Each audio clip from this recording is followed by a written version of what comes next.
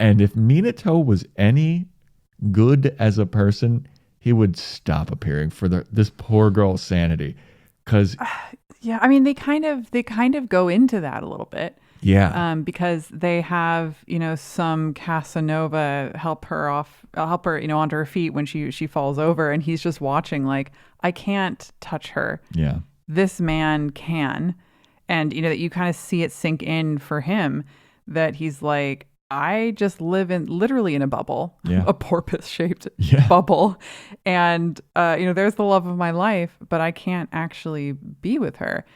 Yeah, and his thing too was also like, I'll always be there to help you, and now he can't help her. Yeah.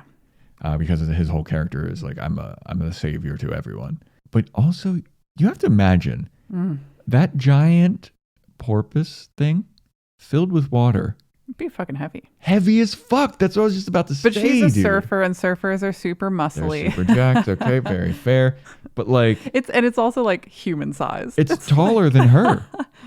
It's taller than her, and it stays upright all the time, and she's just like dragging it around like it doesn't like just slosh on the ground. Like, I got they're taking like fun creative liberties with it, but that has to be so damn heavy. Like eventually Wasabi brings it up to Yoko like, yeah, I think something's up with Hinako. She's acting absolutely insane, and Yoko's like, what are you even talking about?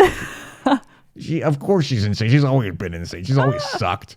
And then Wasabi's like, no, I see her talking to her water bottle, and she's been dragging around this giant porpoise that's filled with water. And I think that she thinks it's Minato because she keeps talking to it like it's Minato.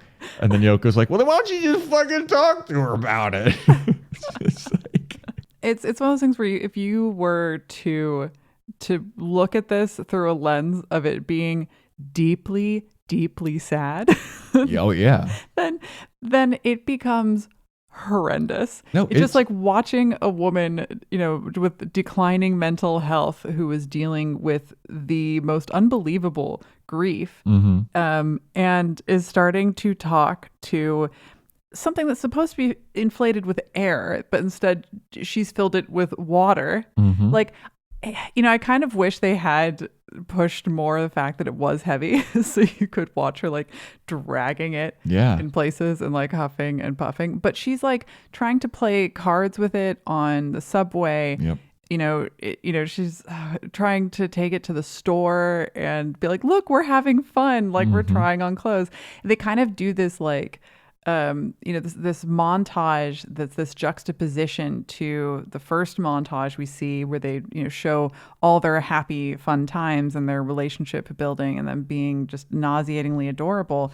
And then you have this montage of her trying to kind of still do that with the porpoise.